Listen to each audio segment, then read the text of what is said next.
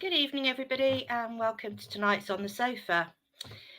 Tonight we've got John Gorman, and as we are so brilliant and we planned it right to the day, it's the 31st-year anniversary from when John first came to Swindon. So amazing. And I lied because it wasn't planned at all. So, but we're going to take it that it is. So I will bring Vic on. Oh, Chris, you gave the secret away. Honestly, I can't lie. I can't lie. People would know if I lie. They can tell in my face. Just before we start, I must mention SAS Travel because of a lot of important trips coming up. They're booking tomorrow night at the County Ground in their office in the town end, and they're booking for matches against Harrogate and Walsall, of course, both away. So if you want to go along there tomorrow from 7 o'clock till 9, but they're going to be very busy. But don't worry, because there's plenty of time to book for those trips. But open 7 o'clock tomorrow night at the town end. So there we are. Fantastic, and we'll remind them again at the end as well. So we'll do that. So there we go. So shall we bring John on and have a go as we can? Good evening, John. Good evening, Chris. Good evening, Vic. How are you? I'm good, thanks. Thanks very much. Good. Thank you very much for joining us. And taking the time out. It's very much appreciated. So, yeah. Okay, right. As usual, any questions, please leave them in the comments. We'll pass them through to Vic, who can put them into the conversation as usual.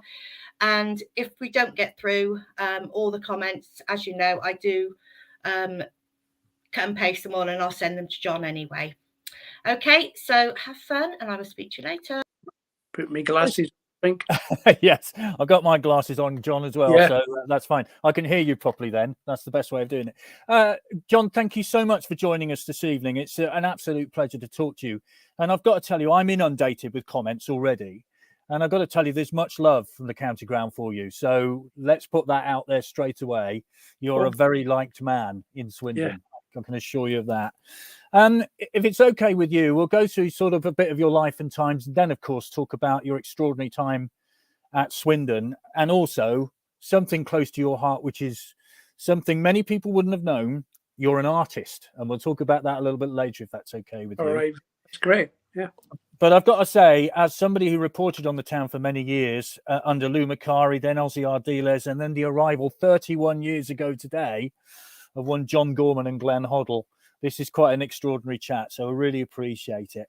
But let's go back to the very early days. You were born in Winchborough or Winchborough? What is it? Winchborough, yeah. West Lothian, Winchborough. 12 miles from Edinburgh. Yeah. Yeah. Now, obviously, you're a very famous resident, but there was another one, as I understand it, a former Rangers player, Willie Thornton. Is that right? Absolutely, yeah. Willie Thornton was from the village, and one or two, actually. A lad that... his goalkeeper, Willie Harper, as well. He went and played for Plymouth Argyle for many years and ended up, I met him, I had the pleasure of meeting him when I was with Swindon, and we went down and played him in the championship. And he was a kit man after all them years has been, and he was so famous in the village, you know. And Willie Thornton, of course, played for Glasgow Rangers, you know. I think he might have managed them as well, didn't he? And he did. Dundee and Partick Thistle. So he had quite a career. So what was it about that area then? Well, funny enough, another guy, Bobby Moncur, he lived a mile away in Liston, which was walking distance as well. And also, probably even more famous than any of them, in my opinion, and it was one of my favorites, was David Gibson. Can you remember David Gibson? He played in the final at Wembley, and he played for Scotland. And I used to go over to the park, and there was a guy called Murray as well. He played for West Brom, and they spotted me, and they used to come out. And funny enough, David said, "One day you'll play for Scotland." And the annoying thing was I never got the chance. I came very close, but they gave me a lot of good advice when I was about 12-year-old. You know, I used to go over. I used to juggle the ball outside their house so that I would show off so that they'd come out and join in with me. This was in like the off season and things, you know. Well, you were spotted by Celtic, and congratulations to you, Celtic fans, for yesterday's win. That was I've still got my shirt on as well. Look, brilliant. Yeah, it was a cracking game. Celtic, I'm a real big Celtic fan, if I'm being honest. It's my number one first team, obviously, since I was a kid. And obviously got the chance to go there when I was very young. I was spotted at 13 years old and signed 15 years old on the pitch with Jimmy McGrory, the great Jimmy McGrory. And I was there for about 5 years, 6 years, actually. Yeah. And how did it work out there for you? Because you'd moved on to Carlisle after a while, yeah, but you didn't really get a first team chance, did you, at I Celtic? just played the one full game and a couple of games like they were. It was, if I told you, it's almost embarrassing, but the reserve team was like either Ronnie Simpson, John Fallon in goal, Danny McGrain, myself at left, but Danny McGrain right back, me at left back, David Hay, George Conley, David Cartney, Kenny Dalglish, Lou McCarry, Paul Wilson, Victor. This was called the Quality Street Gang, and obviously the first team was the team that won the European Cup. And I was there. David Hay, I even forgot one of my best friends that became assistant manager of me at Swindon. Yeah, David was in our reserve team as well, but he got into the first team just a little bit earlier, But it was so hard. I mean, I was really unlucky because there was such an abundance of players, and I was only 20 and just got married, and Bob Stockwell came in from Carlisle, and Dick Young they'd watched me play and wanted me to come to Carlisle. I hadn't even heard of them. I didn't realise how good they were, and they were in the championship. And first game I saw them play before I signed was Manchester City, and they had Rodney Marsh and who else was playing, Franny Lee and all these, Mike Summerbay and all these players. And Carlisle beat them, and I thought, flipping, hey, what a team this is. And it was. I joined Carlisle, and I had great years, 6 great years there. I was player of the year 3 times. I was picked in the All-Star Championship, which would be the championship now, twice in the All-Star team, and then obviously I got the move to Spurs. There was a few other teams, funny enough, that were wanting me at the time, and you didn't get much chance in my day to say I'm going here, or I want to talk to a few other clubs that was interested in me, because they just tell you your boots are here, come and collect them, you're on your way to Tottenham. I mean, let's talk about those times at Carlisle, because it was an extraordinary period in the club's history, wasn't there, where they got promoted to the first division, and many of us old enough will remember that they were top of the league after about a week. Vic, it's almost identical, always felt the same.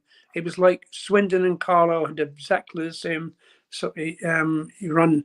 It was like, we were such a good football team, like Swindon. We passed the ball from all this push and run. We outplayed teams like Spurs and teams like that.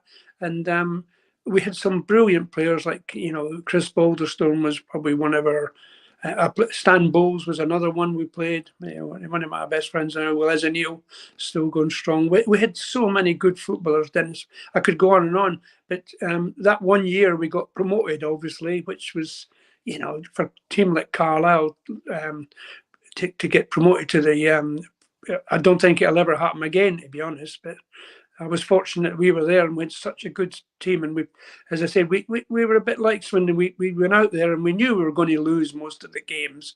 We had a great start. We had about 5 games unbeaten, and we still went down. So that's how difficult it was even then, because Liverpool had to play. They had the magnificent team, and I mean, Man United they were relegated and we were promoted. Yeah, it was an incredible era, and many of us will remember that. Lots. Honestly, so many comments coming in, John. We will get to them as soon as a little later on. But I've got to tell you, there are masses of them. So, as I said before, you are much revered around Wiltshire. Right, let's talk about your move to Tottenham, because a great move, obviously, and I'm guessing that's where you first met up with Glenn. But injury played a part in your time there, didn't it? Yeah, very frustrating, because I played 250 odd games for Carlisle, and the 2 teams that I probably wanted to play more games for, I never got the chance. And after 16 games, we played Liverpool. We beat them 1-0. Actually, it was right near the very end of the game, and I had a block tackle with Jimmy Case, a really strong player, and my knee just went snapped, like, you know, it was just tried to even play on. That's how stupid we were in the days and all that. And then tried to make a comeback, and I was actually out total of. I did come back for pre-season, and it went again. It was worse when they put a bolt in my knee. I've still got a bolt, a big giant screw in my knee till this day. And you know, they said they thought I should really quit. And Keith Birkinshaw asked me to take the insurance money, which for me would have been a lot of money. But I said, no, I can still play. Nothing wrong with me. I'll just need time. And you know, that was unfortunate because I ended up just getting 32 games, you know, for the club. And you know, you see that people are legends there and all that, and it's only just luck sometimes in football, you know. If you don't get injured, you're just lucky. Because I came back and I was out for 18 months, and then I came back again, and the teams when they signed Ardiles and Villa, you know, so I was there at great times, and he felt the manager felt it would never be the same. So what's his name? Gordon Jago had tried to sign me at Queen's Park Rangers, and he came in for me. Ted Buxton saw me play, and so I went over and I joined Tampa Bay Rowdies. I had 5 great years with him, and I played. Yeah, I was going to ask you about your time in America. There's a question here from Malcolm which says, "Was John in Lisbon in '67 for the European Cup win against India?" You were. You've already said that. So many of us will remember watching that at Thursday tea time. I think it was a wonderful game, 2-1, 2 late goals from Celtic. Amazing game. I was going to ask you about America because obviously now it's well established, the MSL. But it had gone through this kind of weird time, hadn't it, with the Tampa Bay team, you know, star-studded lineups, all that kind of stuff. Yeah. But I'll tell you, Vic, honestly, when I was there, the standard was tremendous. It was, if you'd have seen the players that was there then, I mean, Beckenbauer, Cruyff, I played against them all, Best. You know, we had Rodney Marsh and then later on Frank Worthington. But, you know, Rodney was obviously a big star. But it was great. The crowds, we used to get 45,000 at Tampa Stadium, and we were getting better crowds than the Buccaneers. And I think that if it hadn't been like, you know, Sky TV now and the TV contract for England, if they'd have got that in America for the soccer then, I think it would really taken off then, because we were having players coming from all over the world, from Brazil, from Argentina, you know, all the top players, Gert Muller, all these players were playing, you know, and it was a great time. You know, there's loads of English players as well for Vancouver mainly and teams like that. And it could have really taken off, but it was, I had a lovely time there and enjoyed my football. Again, I very successful. I was I got to the final my first year, Soccer Bowl, in Giant Stadium, and 60,000 against Vancouver, got beat 2-1. But I was also picked for the All-Star team 3 times, and I was named alongside players like Beckenbauer and all that. So it was probably my best footballing time, and if I'm being honest, in my career. And then I was getting on a wee bit, about 34 or something, and Phoenix came for me. And that was indoor, because we used to play indoor with the Rowdies as well. We played at St. Petersburg Stadium, and we had 2 seasons, one outdoor, one indoor, and it was great. And then so I was transferred to Phoenix, and teams, it was a smashing place to be, and but the team folded. There was people that were running the club were I couldn't tell you on screen, but they were the money was going where it shouldn't go and all that. So the club folded, and I was 35. So it's a long story, but I'll let you ask the question instead of me just rambling on. Okay, no problem, not at all. But it's great to hear your stories. I mean, working in Devon on the radio, I got to know Ken Furphy very well, and he was managed New York and places like that. He had a fantastic time. Atlanta. Yeah, had a wonderful time, and tells me stories of how he was managing Pele, which it's not bad. Not a bad gig, is it? That really. Yeah. Now let's have a look. I've got lots of these sort of comments coming in. Malcolm says, "Thank you very much for your service for Swindon, John. You're amazing." That's sort of lots of the comments that I got early on from Gerald John the Legend. Thank you. So many of these, and I'll get to these a little later. So when did coaching first come in? Because Yeah.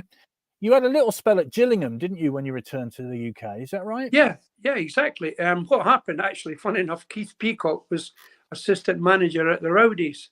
And he said to me one day, because I used to always, I don't know, I've always took my coaching badge. I even got my one in America as well, you know, my full coaching badge.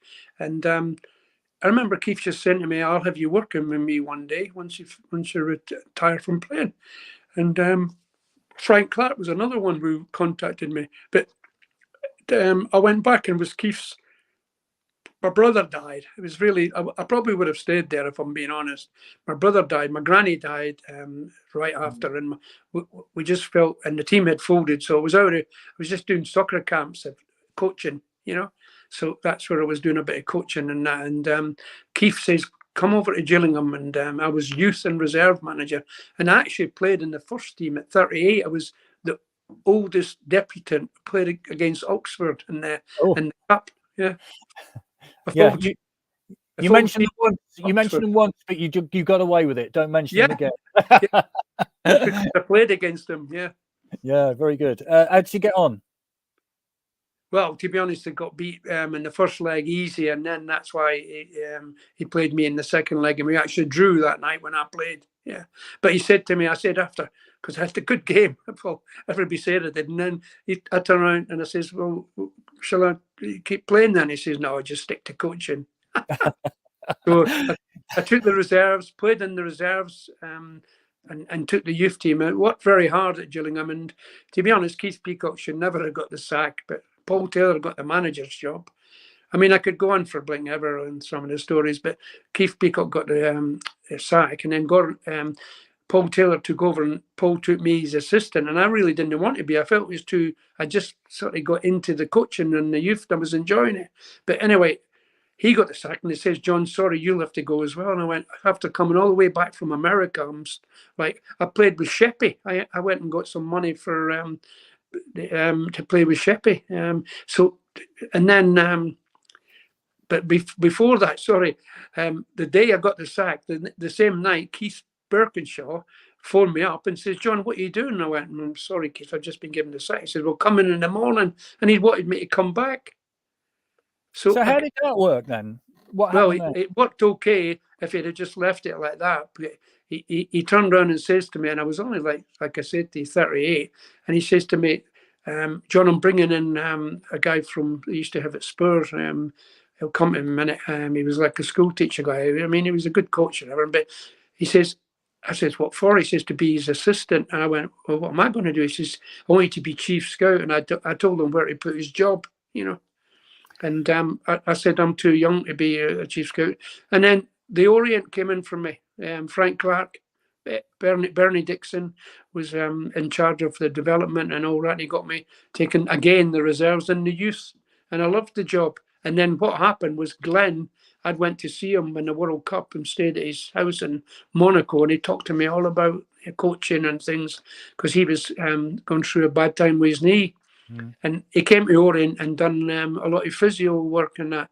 And he ended up, his brother there was Carl, and he came to watch us one day playing. Funny enough, I was playing in the reserves. We played Arsenal pre-season game, or it wasn't pre-season, telling a lie, because it was today, wasn't it?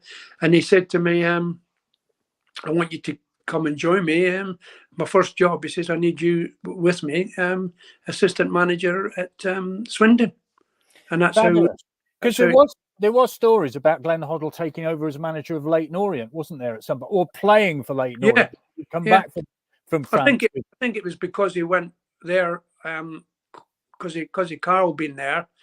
He went there, and Bill Songhurst was a physio, and he used to let him come in all the time and give him all the exercises and give him treatment and stuff for this bad knee injury. For this, Glenn had like a hole in his knee. He was getting better all the time, But anyway, that was it. That's it. So the next day, I'm on my way.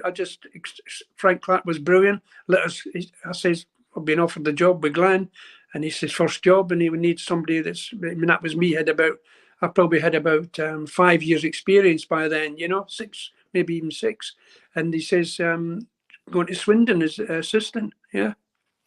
Yeah. Now, as I said right at the top of this, I was reporting on those days. We'd had Lou Macari, we'd had Ozzy Ardiles, another Tottenham connection, and then, of course, yourself and Glenn Hoddle walked through the door on that first day.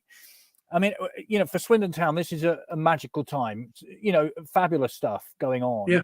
What were your first impressions of the county ground? Yeah, it was always to get a good crowds then as well, and we had a great team. I mean, the one thing Ozzy did, he played great football as well, and the players were terrific. There was every single player was quality. I still keep in touch with a very good friend Paul Bowden. He might even be listening tonight. I texted him and told him I was on your show. Oh, and wonderful! Yeah, good old Zippy. Yeah, Paul keeps in touch with me all the time, and so yeah, we had such a good side, and the football. So all we had to do really was get them even fitter, because Ozzy. Zippy's just came up. Wow, what a swing! He's talking about golf. Yeah, so getting back to Swindon, yeah, Ozzy had left us such a good set of players, but they were very. I don't know why we trained them on the Thursday that first day, and I'll be honest with you, I don't want to. Fans sometimes say to me, but Glenn at that time acted almost like a player because I was doing all the coaching, and Glenn was joining in, and tactically he was absolutely brilliant even then. His brain was amazing, but he used to just let me get on with doing all the coaching work, Because at that time, Swindon were in a precarious position, weren't they? Yeah, safety in Division 2 wasn't ensured at that time, was it? Vic, we were coming down now, and we stopped at Is it Newbury? What one would it have been? What's the nearest one to Swindon on the motorway on the M4? Embry. Yeah, that one. And I went in and got a paper, and I says to Glenn, "Have you seen where we are in the league?" It was like fourth from bottom. And I went, dear. I mean, and Glenn hadn't even asked. We just took the job, and anyway, we got beat the first game as well against Watford. Yeah. But the lads looked good and everything, and we got some, draw against Plymouth or somebody and all that. But we had, I can't remember, was it Leicester? Leicester was the big game when we beat Leicester, and it turned the tide.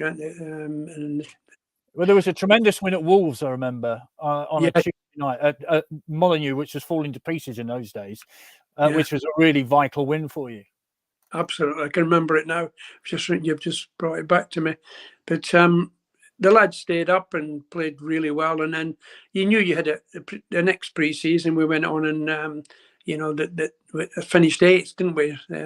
Should have done better, really. We were doing really well, but it sort of got established the way we wanted to play.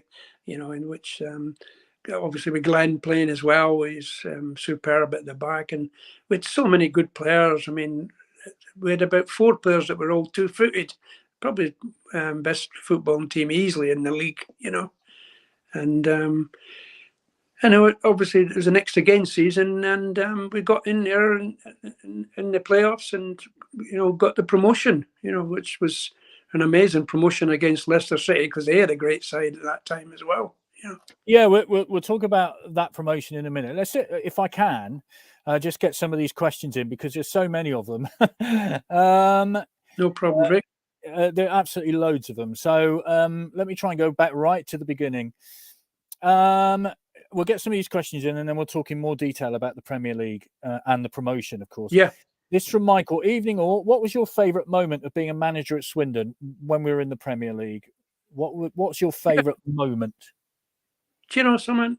It was just probably Liverpool when it was a 2 each, when we were absolutely brilliant that day. Because even when I went back to Liverpool, all the fans, people would stop me in the street. I went to scout Everton, and they were all saying how great Swindon Town played, the style of football. I mean, I'm glad you sort of asked me, the guy. What's the gentleman's name that asked that question? Michael. Michael. I'm glad Michael asked that question because, obviously everybody remembers me, and I get criticised a lot because we lost a lot of goals. But we went out there with the lads. for me, I was so proud of them because we knew we were going to lose most games. But we went out there and had a go. Even Man United away 4-2, and then 2 each at home. These games stick right out of my mind. And probably beating Tottenham for me was great to beat them at home. Because it was, my old team and all that, and Ozzy was manager as well. And then even better when we went to White Hart Lane and we absolutely played them off the pitch and got a draw at White Hart Lane. And then Arsenal away as well. I mean, we had some wonderful performances, but because we went all out to try and get our, we knew, there was games where we lost goals, and and I said to the boys, look, we know it's going to be very, very difficult, but we'll go out there and put on a show. Yeah, we'll get to it in greater detail later, but this is from Gerald. The win at Spurs, draw Arsenal. Great. Yeah. So there we are. Lots more on the subject of the Premier League, which we'll get to in a minute. But let's talk about that promotion season because, you mentioned the style and there was a sweeper system brought in. I mean, let's be honest, if you got somebody to play sweeper, you might as well have somebody like Glenn Hoddle doing it, mightn't you? I mean, he could pass the ball, let's put it like that, couldn't he? I mean, some of the football that you and he brought to Swindon was sublime, wasn't it? Absolutely, without a shadow, and it was a joy to be there at the time. And with people like Andy Rowlands and John Trollope, who were a great help to us as well. They were unsung heroes, really. And but we couldn't complain because every player we had.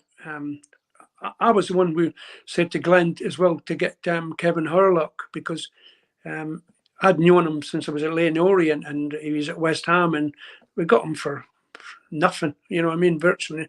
And we sold him for a lot of money, And, but with players like, but he was frightened. He was funny in the Premier League, but probably in the Championship, Paul Bowden was the main man. He was obviously left back, but I was a bit harsh on Paul in the Premier League because I played Kevin more at left back and put Paul into midfield.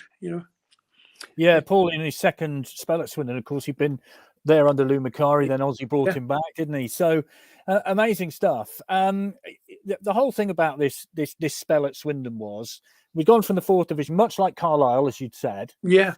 And there we are. Let's get into that playoff then, because Tranmere Rovers over 2 legs. Oh, yeah. And then there's an amazing, amazing Wembley final, which to me still remains one of the greatest games you'll ever see. Oh, definitely. At Wembley Stadium. Now, when I was younger, I worked on Concorde, and I stood behind the plane when 4 Olympus 593 engines were going, right? At Wembley, I was behind the 2 teams as you went out onto that pitch. You led them out onto the pitch, didn't you? Yeah, I did, yeah. And I have to say, yeah, the noise coming out of that tunnel was comparable to those 593 engines. It was extraordinary. Tell us how that felt, that moment. Yeah, that was an amazing day. I loved it. Felt so confident, even didn't care what. We were so proud that we knew the boys could turn it on. And then Glenn scored, obviously, just before half time. I mean, he only scored the first game of the season against Sunderland, a similar type of goal. And then he scores in Wembley. I trust him. And but the boys came out in the second half, and to take a 3-0 lead, it was just crazy. And then I remember Brian Little was their manager, so I'm on the bench, and they got to 3 each, and I turned around and said to him, "What a great game, Brian." He looked at me as if to say, "What?" Because he thought they were on, but we came back again. The lads they found the second wind, Most teams to be 3-0 up and then 3 each would have probably folded, but the lads just turned it on again. And all right, Steve White might have had a little hype, But, well, it's interesting. We had Steve on this last week, and he would of course, never admit it. He says he got a touch, so he went down. Oh, he was a bit like Michael Owen against Argentina, wasn't it? It was just a similar.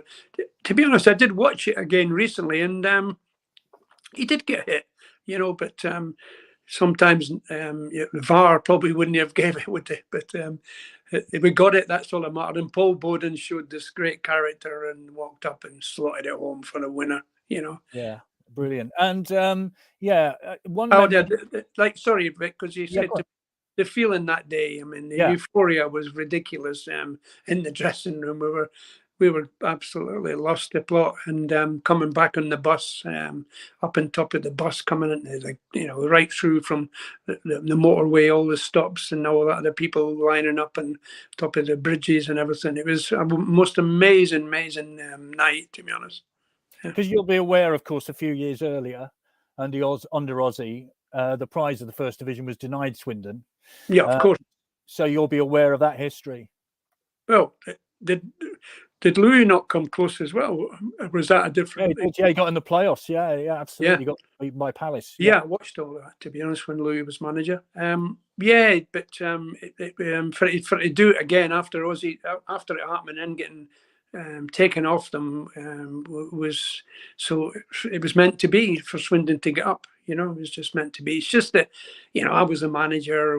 Obviously, you're going to ask me questions, and the fans will wonder if Glenn had stayed and all that. But Glenn wouldn't have done a better job than me. I can say that honestly, because we had to even lose. Well, we lost Glenn straight away. Yeah, Colin Calderwood, of course, went. Colin, I had to let go for the tribunal. Dave Mitchell, who's a friend of mine still, I keep in touch in Australia. He shot off to Greece or somewhere. I can't remember if it was Cyprus or somewhere for the old money. I gave him stick about that recently.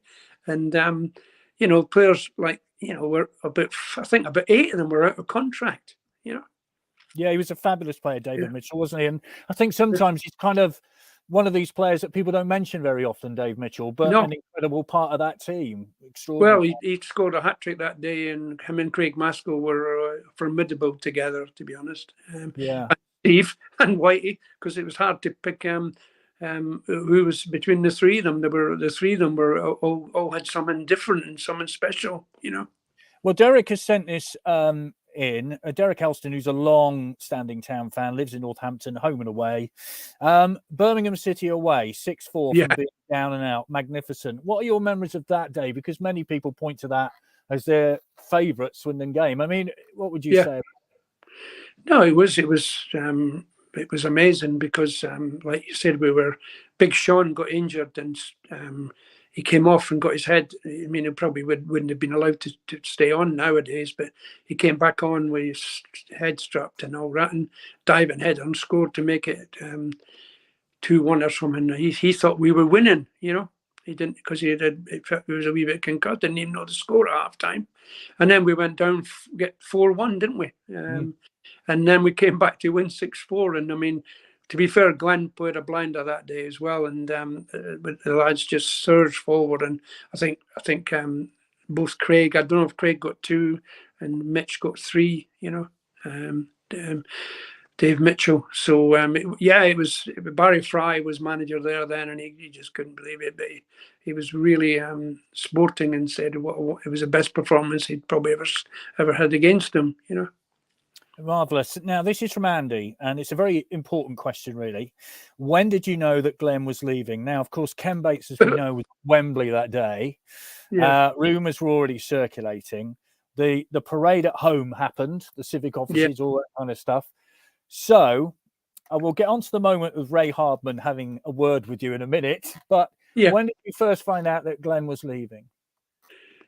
Well, I suppose it's a difficult one now, but obviously football, these things happen, and he's obviously been asked to go and had to consider it, and obviously wanted me to go with him, So, but I don't want to get Glenn into trouble with the fans. They love him, so just leave it at that. And we as I said, I felt very loyal. If I'm being honest, it really does annoy me sometimes when the fans, remember us losing goals. And I was very loyal because I could have been with Chelsea. It would have been a bit of an easier job. You know what I mean?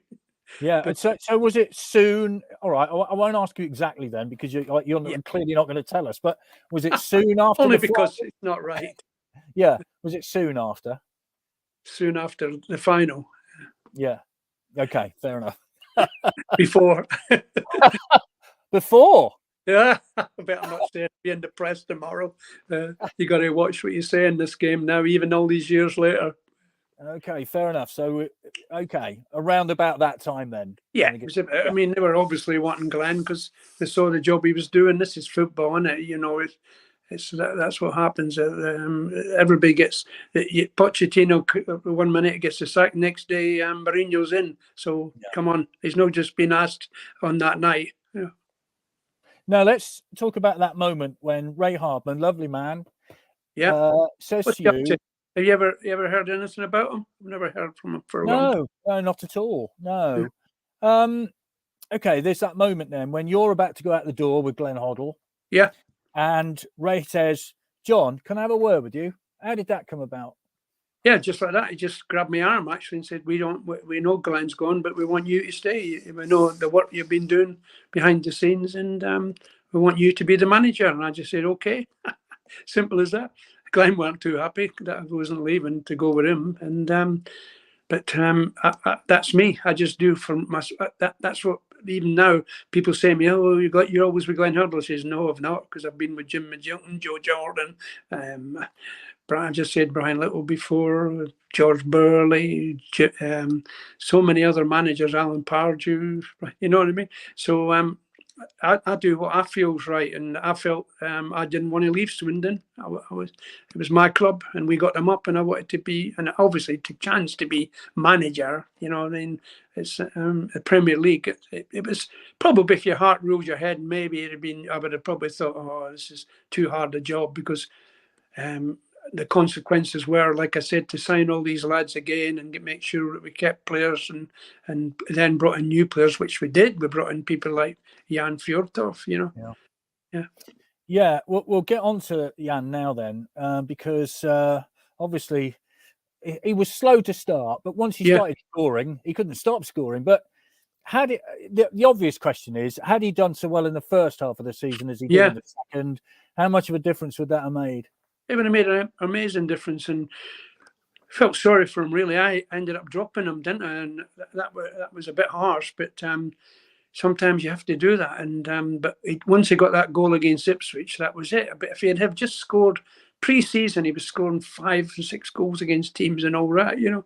And he just couldn't buy a goal when he started. It was just looked like the Premier League, it was just too much for him, but it wasn't, because as soon as he got the goal, then of course he went on to get about 14 goals. And if he'd have scored earlier, I think the lads would have got more confidence, because we would have won more maybe at the beginning when we couldn't get the first win, and we got the draw at Norwich, you know, which was a great performance.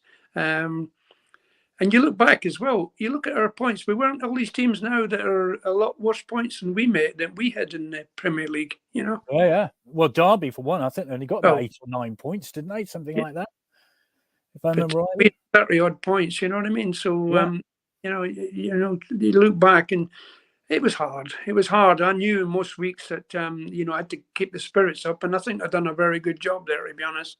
And players, what I was proud of was, they all improved under my guidance as well. John Moncur will be the first to tell you.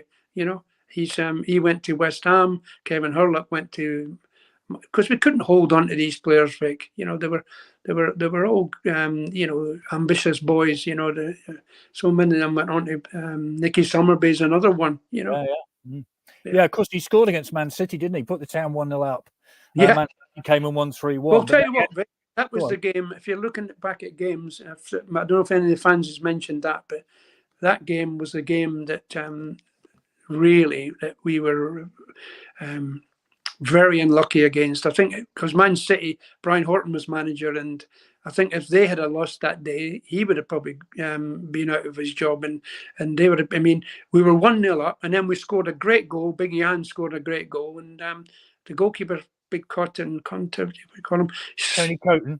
Yeah, he kicked it right up the field because he knew that was 2-0. And the linesman puts his flags up, and for nobody knows to this day why he cancelled it. You know. Yeah. Another crucial game, and can you remember? Was you at the game? You would have been Sheffield Wednesday away, and we played absolutely brilliant. They had Chris Waddle and players like that playing. Great team, actually. And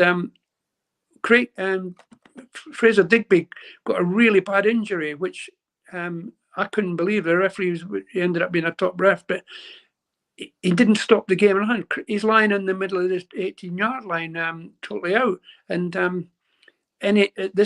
these days, the game would have been stopped right away for the injury to the keeper because anyway, and he was out from then till the end of the season. And Nicky Hammond went in, God bless him, and Nicky ended up being brilliant for us, And I mean, I'm not looking for excuses, but on the goalkeeper thing, how unlucky were we that year? Because we brought even a lad, John Sheffield, in. Yes. Can you remember and we played, and he broke his leg. And then I got Paul Heal, which I knew at Leighton Orient, and he broke his wrist, and he actually played the last game of the season. When we played Leeds and we needed to keep the score down, he played with a broken wrist. Gosh. Andrew says, how difficult was preparing for the Premier season, especially how little time you had following the playoff finals? Yeah. And the loss of those major players like Hoddle, Calderwood and Mitchell. And of course, let's not forget the big money that you get for promotion these days. It wasn't there, was it?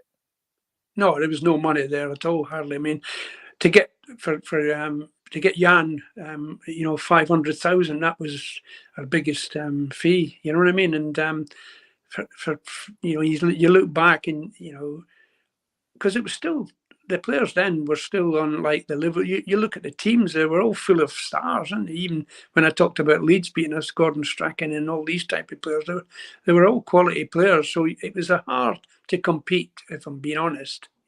Because the money just we did get a couple of players that to help us, but I even brought in older players. And I'll be honest with you, I look back now and I might have made a mistake there because sometimes you bring in the experience and they've maybe not got the legs that the younger ones have. Yeah, like Sir Brian Kilcline. Yeah, I mean, people like that. He was a great player. Terry Fenwick was another one, and they were very experienced players. You know what I mean? And very good players, and gave the club everything. But sometimes you can get too much experience in the team. Sean says, was always going to be tough in the Premier. Take my hat off to John, stepping up after Glenn's resignation. Mad to think that we finished bottom, but were the highest scorers against the eventual champions. My outstanding, now this is one that many people remember, and forgive me for mentioning it because I know it must annoy you really, but this is from Anne. My outstanding memory of John was him throwing himself to the floor when Oldham scored to deny our first win in the Premiership. That was very late goal from Oldham, wasn't it? Yeah. And it must have been a sick for that. Yes. but to be fair, I've seen quite a few Premier League managers, even recent times, doing things like that. And even Frank Lampard the other day done what I did as well, smashed his hand on the dugout. I did that day as well, and my hand swelled right up, because it was absolutely devastating to think that we were going to get that first point right away, first game at home, and second game at home, and to lose it in the dying seconds, like from a long throw. With remember they played that they used to have this big long throw, didn't they? Oldham. They were a very direct team under Joe Royal, but sometimes that's what gets you success. And where we play the football, it doesn't always mean you're going to win. Yeah, let's have a look. There's another one from Greg about that. Remember John's reaction to Oldham's late goal at the Prem, the whole ground's feelings that night. So, yeah, that did it did sum up everybody's feelings because there was a point there and then it wasn't there. And yeah exactly. Yeah. This is from old Duffer Ratter. What are John's thoughts on the way the modern game is evolving? 5 subs, VAR, etc. You mentioned VAR earlier with Steve White's penalty. The trouble is, I guess, in the Premier League days, would you have had enough players to have had 5 subs? I mean, I don't know. Would you have? Yeah, we would have had enough players because we had ended up having a good. Not at when I was at Carlisle, we didn't. We had 16 squad for the whole season, but at Swindon we had some really good reserve players.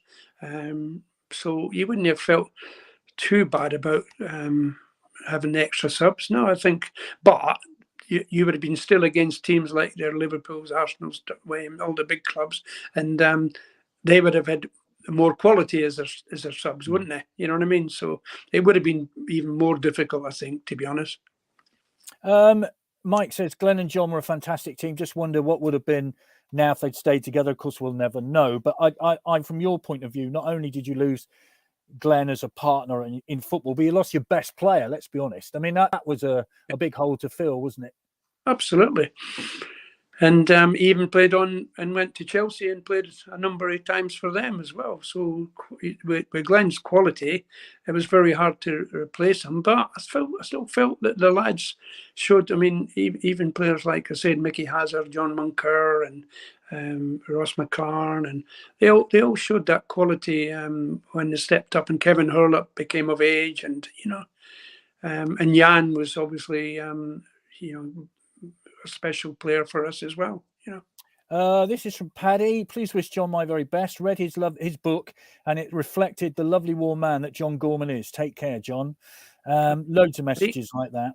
So what this is from Mark. What does he think we needed to have done differently to have survived in the Premier League? Obviously, winning matches before somebody jumps in with that reason. Does he feel the recruitment was right? For example, I mean, I don't know how difficult recruitment was. Can you give us an insight into that?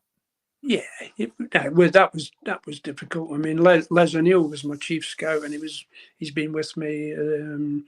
He was actually Glenn's as well, because I got him to come because he was my friend, to be honest, and he was a great scout. But he didn't have. We couldn't send people all over the place looking at players, and we didn't have, like I said, if David Hay came and helped me as assistant, and it was David that said, first of all, about Jan, because he coached him over abroad, So how many players can we go out and buy for, like I said, we didn't have $1 million to spend,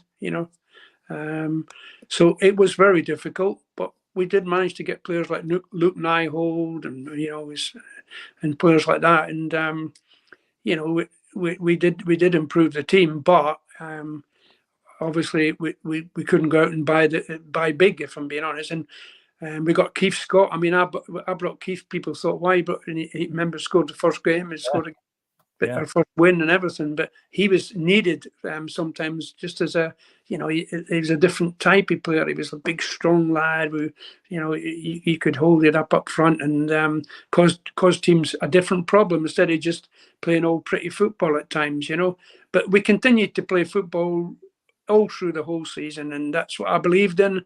And maybe it was a mistake just to go out and try and win games, but I remember telling Danny Wilson, he became a manager at our club, didn't he, at Swindon? Yeah. But I remember when Danny was manager of Barnsley, they were losing every week 2-0. I said, Danny, why don't you go out? I talked to him about it and said, Danny, why don't you just go out and try and win the game, go for it? Because you would feel really frustrated because you would try and get a 0-0 or a sneaky 1-0, like, say, for instance, Newcastle at the weekend tried to do that against Tottenham. And look, Newcastle's a very good team, but they still got beat 5, didn't they, because of the quality that Tottenham's got, Yeah. Now, you'll be aware that one iconic match at the County Ground that season happened to be Swindon Town 2, Manchester United 2. We've spoken to John Moncur on this programme about that very incident, so you know what incident I'm going to talk to you about. And Nick says, can you ask what Alex Ferguson said after the Cantona stamp? Now, many of us will remember the Cantona stamp and the great Eric Cantona standing there as if to say, you can't send me off, I'm Cantona, and then the referee with the red card. It was an iconic moment, wasn't it? Just tell us what Alex Ferguson, if you can, said after that game to you. Amber, but he wasn't very happy with him, that's for sure, because, I mean, he let his team down, didn't he? And we ended up getting a fantastic 2-each draw against Man United, the champ. I mean, the players that they had on the pitch. But I do remember him walking off, and I was going to say something to him, and I just looked at his anger in his face, and I think I'll not say anything. And Johnny Moncur was funny because all he was happy because he'd done it, and he got his jersey, didn't he? Yeah. I mean, it was an extraordinary moment, and well, you can watch it over and over again on YouTube tonight, if you wish to. It's extraordinary. Right, lots more questions coming in. If I can just get to them, there's so many of them. By the way, there's a chap called Dan Designs who does a lot of work for Swindon. I don't know if you can hang on. I'm just trying to hold that there. There's a picture of you and Glenn under an umbrella, and the picture of you side by side. That's his latest design. He's done that in tribute for you tonight. So we'll try and get a copy of that for you, John. Would that be very all right? nice? Yeah. Right. Chris hang on. doing? She's not spoke to me anymore. Sorry. How's Chris doing? Your partner there? Oh no, she's okay. She'll be on at the end. Don't worry. Let's have this is from Michelle. I loved him, such a lovely, kind man, always looked on the positive side of things, had a hell of a job. I also, as a 20-something young girl, had a crush on him. Must have been the tash. Must have been the tash. He definitely pulls on the heartstrings of town fans. John Saunders says, what a man. Now here we are. Right, this is from Mark. How we've already touched on this a bit. How tricky was it drawing the right kind of talent to the county ground? And any deals that got away, which he believes would have made a profound difference? And is there anything he would have done differently if you'd had your time again? Well, we could all do things differently. Yeah. But what about deals that got away, John? Any? Deals that got away? I think the worst deals was losing the players that we lost, like Colin and that, being the captain and everything. But we got Sean Taylor, we got... I can't remember us having to be disappointed with. I know a lot of the fans. That was the next again season when I signed Joey Beauchamp, who died recently. I'd like to just say I know that there's not a great love between Oxford and Swindon, but I thought Joey was a special player, and I was really sad to hear about his young man and passing away, He was a player that I would like to have seen him in the Premier League, if I'm being honest, because I was always wanting to sign him, but because he was sort of Oxford and that, and then West Ham did sign him, didn't they? But we got him back. But there really wasn't too many deals that fell through or anything. Most of the time, I got Andy Much and people like that for not a lot of money, but I always rated Much. He wasn't a prolific goal scorer, but he was probably, I'm not saying it's a better player, but Steve Bull relied on him a lot, Andy Much, and they were a wonderful partnership, Yeah, very much. And, I think he was. Andy done really well when he came to us, and but again, we got him for nothing virtually. You know what I mean? It was when you look back, we had to do a lot of wheeling and dealing, and we worked really hard on that way. Yeah, Bull and Much, a legendary Wolverhampton partnership. Yeah, absolutely. This is from Dave the Chair, who's a legendary town fan. If you had to pick one player who you very nearly signed, which is on the same sort of subject, and then he went on to greater things at another club, who was that player? Well, you've mentioned Joey Beauchamp there. Was there one player you would have loved to have brought to Swindon in those days? Well, obviously, you would love to bring, but you were just kidding yourselves on. There was nobody. The top teams or anything like that, even if they were in the reserves, you just couldn't touch them. No, I think the players that we had, we could always improve the team. We could have got, but we knew you must know what you've got, and you can't go out and spend what you've not got. I mean, no disrespect to the directors who you've spoke about. Ray was a foreman of a company, wasn't he? There was nobody at the club with big money. There was nobody. Sir Seaton, I think, he was really good with his money, but there was nobody going to have millions like the owners now. You know what I mean? No. It just wasn't to be. There was you had to fight for every penny to get their wages. Never mind, big money to sign players. And in comparable terms, the crowds at Swindon weren't brilliant, were they? In terms of, you look at 50, 60,000 at a lot of the Premier League clubs, but Swindon were like 13, 14,000, which is, there you go. Darren says, I was at Sheffield Wednesday away when the referee played on when Digby was out cold. Mascot equalised in the last minute diving header. It was between Christmas Day and New Year's Day, a midweek Wednesday evening match. a great Premier memory for me. My first Premier win against QPR on the 4th of November. Yeah. My late dad's birthday. He was with me. Of course, we did the double over them on the last day of the season, won 3-1 away. And that sort of memory for people, that's what football means, isn't it? Definitely. Even that day, the last game away from home, we put on, the lads played out their skin. And Nicky Hammond that day was absolutely unbelievable. But then he couldn't even play the next game because he was playing with an injury, you know. And but you look back at some of the performances, the lads like John Moncur was, you know, he was just out of this world at times. You know, he was playing for Swindon Town and a losing team as well, you know. Yeah, amazing. This is from Tim. Amazing memory from John, considering this was over 30 years ago. So many memories, so many details. It's all flooding back for me. And a lot of these memories, of course, bring back those times. You know, it's extraordinary when you think it is 30 years ago. And let's bring it up to date with Lee, who says, what was John's opinion on the Swindon situation in the summer of 21? Great to see the club once again, strong and united, succeed. Did you follow that much? And have you followed the town much? Oh, of course I have. Followed them all the time. I look for every week to see the results for sure. And I just want them to, you know, get promoted again and get up to a higher league again, which they deserve to be, you know. And I'm sure that they will do. Where do you think Swindon sits in the pyramid? Do you think what would be in, you know, if you were to say this is their ideal position, where would you say that is? Well, I think the first division at the minute would be good, but obviously back to the championship. You know, I think the championship is the for most teams. I mean, look how hard that league is, and look how many great teams. I mean, even Ipswich Towns and teams like that are in the first division, aren't they? You know.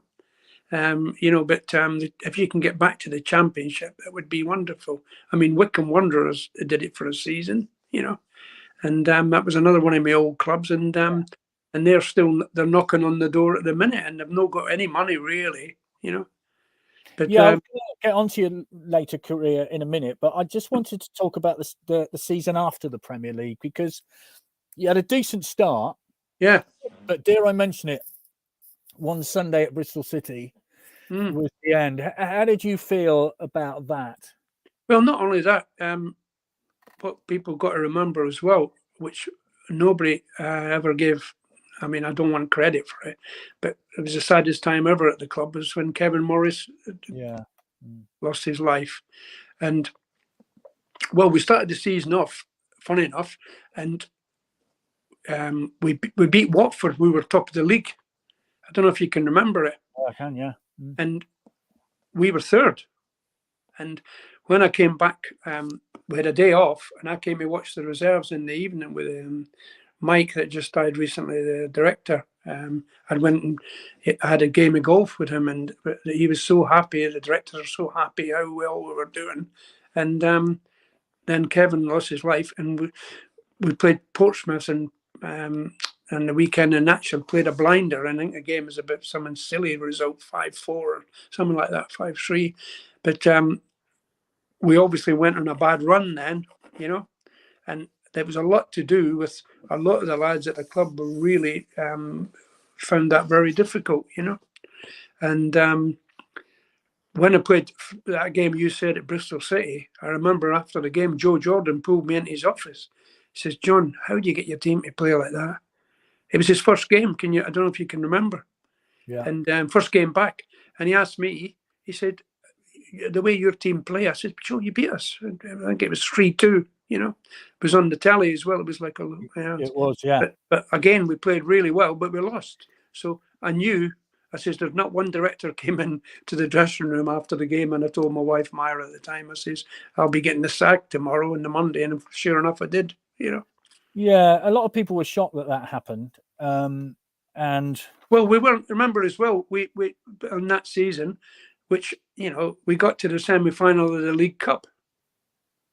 Yes, I'd got them right through. We beat Charlton. They beat us 3-1 or something mad at home or something, and we went up to Charlton, and we ended up winning 4-1. They might have even beat us 2-0. I can't remember the first leg score now. That was one of the team's best performances as well, up at Charlton. And yeah. and we got through, and then I got the sack, and then Steve McManaman took over, and he's got the semi-final to take care of. Yeah, 2 legs against Bolton. I think Andy was charged for the one of the games as well, Andy Rowlands. Yeah, many of us will remember that second leg at Burnden Park. It still hurts. Anyway, an amazing career after that, though, and England, of course. Now, it's the obvious question. I think you're Scottish. It comes across as you're Scottish. Very Scottish. Yes. So, hang on a minute. You're Irish as well. You're the assistant manager of England. How did you kind of put the two separations? Did you, it was very difficult. It was, again, I was at Bristol City, and I got a phone call from Glenn, and I thought, because we were back friends again and everything, and I just got a phone call, and he asked me to come to the house, and he asked me he says, I'm going to be getting I've been offered the England job, and I want you to be with me as assistant, because he obviously thought highly of me. I says, are you sure? I'm Scottish, and I'm only at Bristol City as well. He said, "No, you're the man I want," and I just went, okay.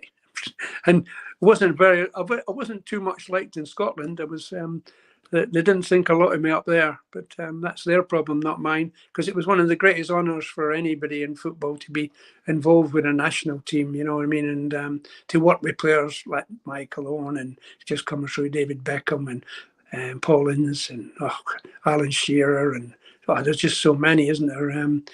They were fantastic. David Baye, players. There were just so many of Tony Adams, you name it. They were playing at that time, and it was just a real pleasure to work with them. And it was as easy as being coach at Swindon. It was just the same.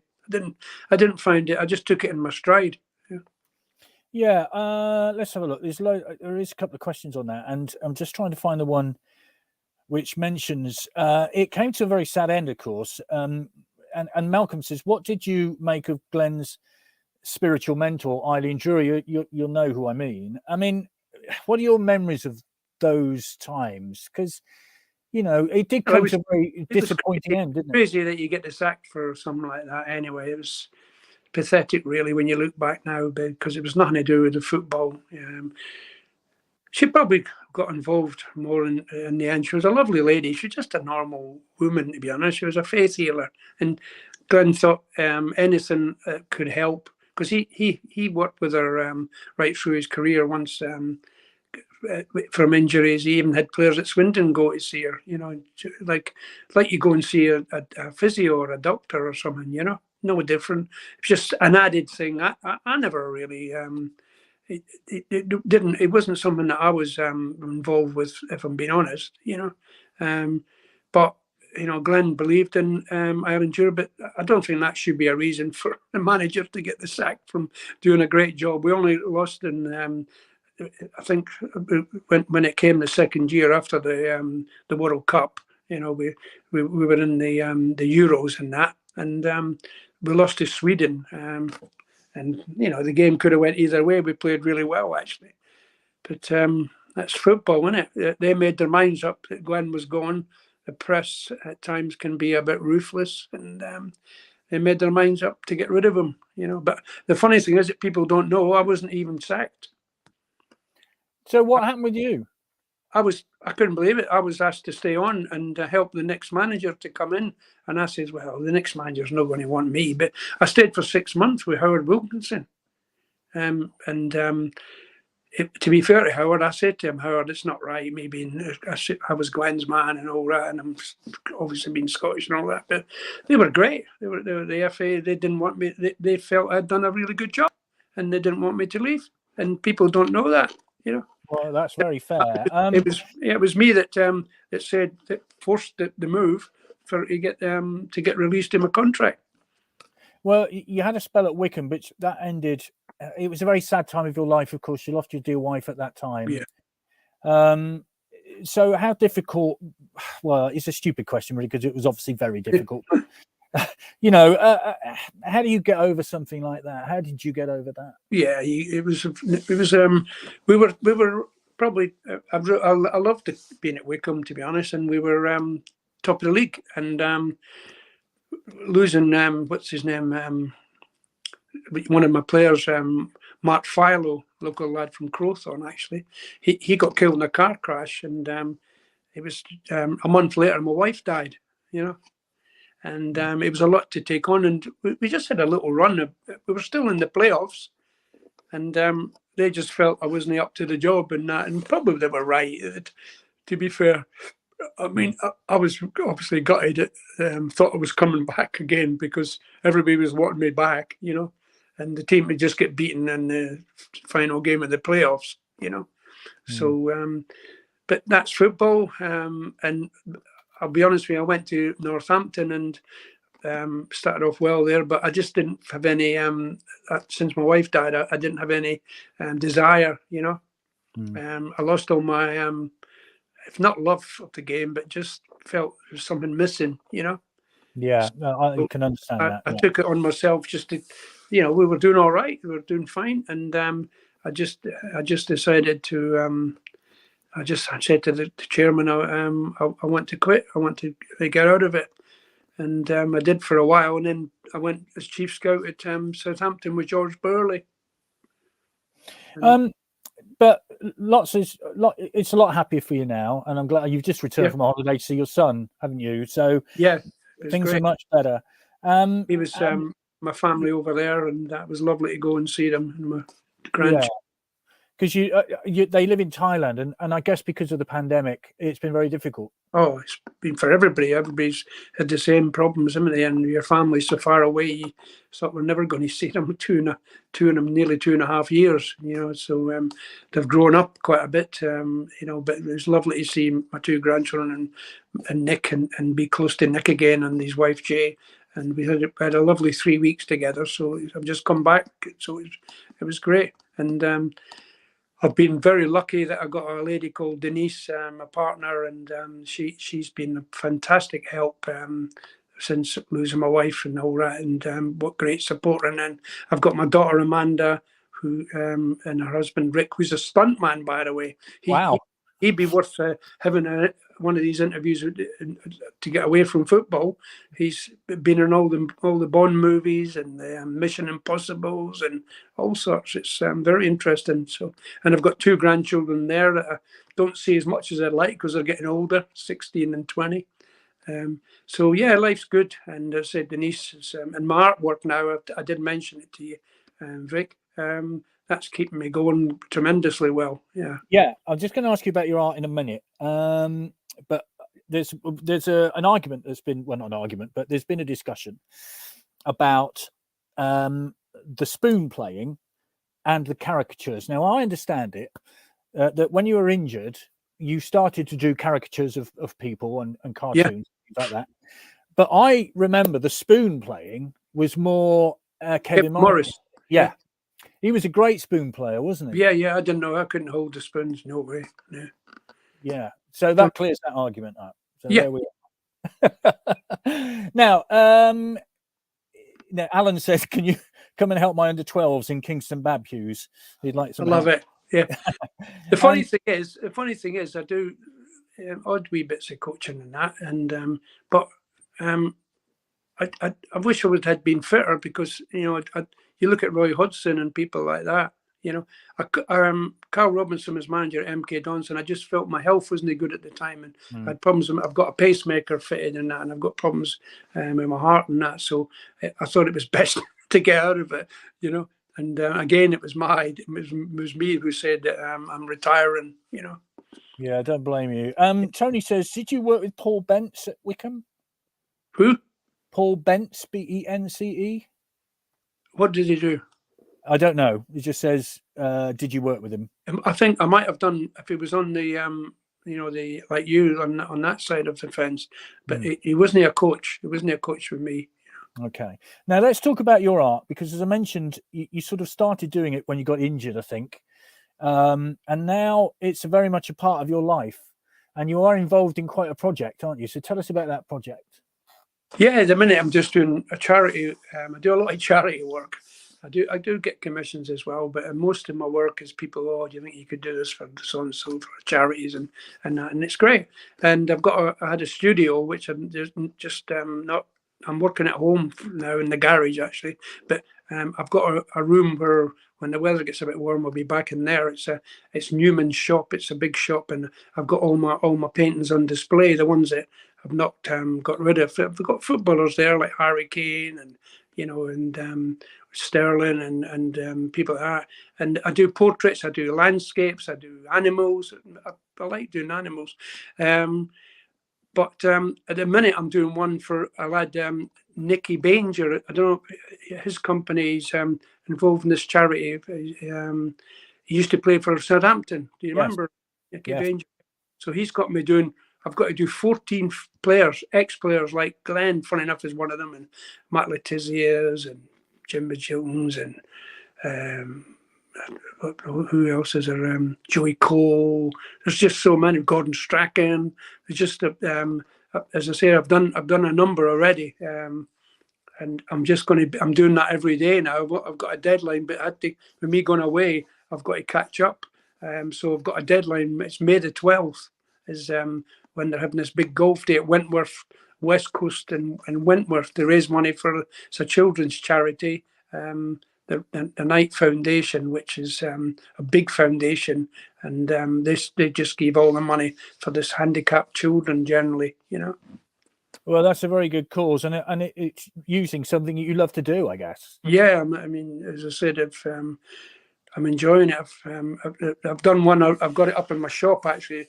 I've put 3 footballers together. I've got Les Ferdinand in the middle, Teddy Sheringham, and Tim Sherwood. That was my first 3, and then I've got Glenn and Gordon Strachan and Dave Besant in the next 3, and then I'm just doing in blocks of 3. But it's a lot of hard work, if I'm being honest. Fabulous. I just wanted to mention this because this is not associated with this, but I got a message from somebody called Graham, and he says, "Hi Vic, can you please let all those Swindon Town fans know that Martin, who had it taken unwell on the way to Rochdale, was taken to hospital, but he was later discharged on Saturday night. I spoke to him this morning after he'd been to see his doctor. Was today his heart rate is good, blood pressure back to normal, but he's going for blood test in a couple of weeks. Can I just take a minute to thank the family of Swindon fans whose mum and dad help us with a big thank you once again to everyone who asked about Martin. Thanks, loyal Swindon fans." That's Graham great. will pass it on.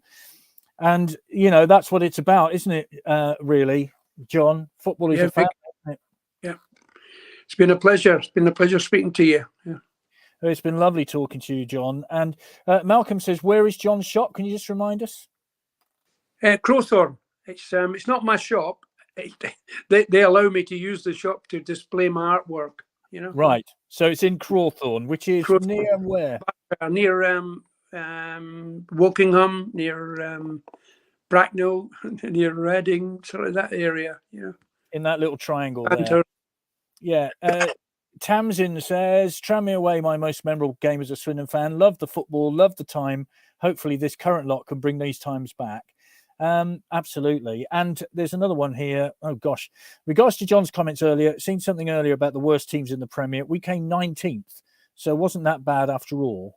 So yeah, absolutely. There's another one here. Always welcome. This is from Lee. Always welcome at the county ground. Sorry, it just scrolled up at that moment. Always welcome at the county ground. Please come to a game in the future.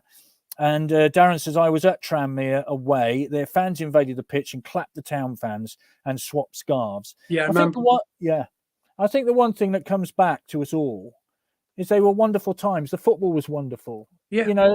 It was just a lovely time to be a Swindon fan. I want the fans to remember like the games like that and realise that we did play well in the Premier League. We held everybody in football.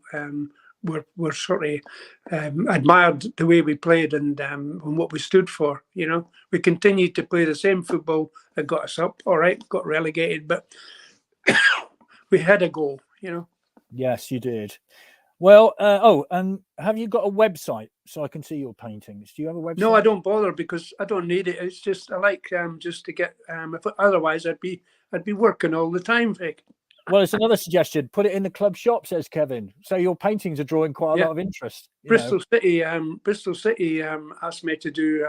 It was a fan actually, but it was one of the kit man there. He used to be a player, Murray. Scott Murray. Yeah, I did him, and they had me on the pitch at half time. But the previous week, I was a wee bit disappointed at Swindon. I'm not going to make a big deal about it, but Big Scott. I don't know the manager, but Big Scott Marshall is a friend of mine, and he tried everything he could to get, and he got me tickets for the game. But I was going to go, and then I couldn't get into all I wanted to do was just go upstairs, but the club felt that it was too busy that night, and I couldn't get in. So I says, okay, just give the tickets to another fan, Well, we'd love to see you back there someday, John. Yep.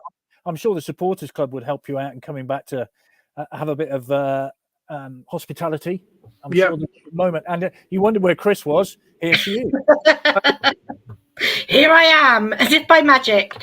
Brilliant. Thanks ever so much, John. Have you got that? Have you got a picture, the artwork there that you can put up to screen so we can have a quick look at? See what some of my. While you're having a look, just a reminder that the SAS travel office is open tomorrow night in the town end. And open for bookings from 7 o'clock for Harrogate and for Walsall. They're going to be busy, but don't worry, of course, it's a long time before the Walsall game, and Harrogate is Good Friday, so plenty of time to do that. The sponsors' evening is at the County Ground on Wednesday night. Oh, my goodness me. Now that, I think, is Harry Kane, is it not? I wasn't expecting that. Sorry, Vic. That's all right. Brilliant. That's amazing. Yeah. Wow. Gosh. Some of my work, and there's more recent one. There's, I'll tell you first. You got the one of Glenn? Yeah, there's me. There's Glenn and me. Glenn.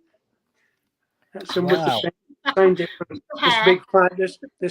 This big fan. It's a bit blurry, that one. I've done so many footballers. Sonny.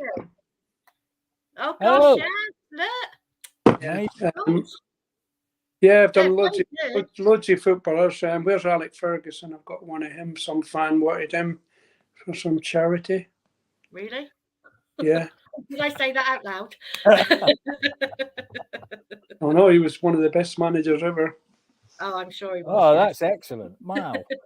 So you're gonna do a book of this? I mean, these are brilliant, aren't they? Yeah, I've got loads. I mean, I did some for the lad at Wickham.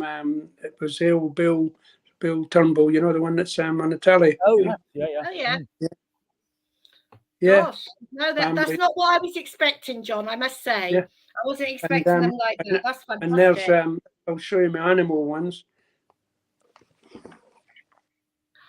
Oh, wow! You're very talented in other ways as well. So I've got all that. I enjoy it. I love it. Yeah. Have you passed that on to anybody down the line? Is your sons or your son or daughter or grandchildren? Are they good at art or? Yeah, quite good. But no, they're not as into it as much as I was. Funny enough, I always drew when I was young.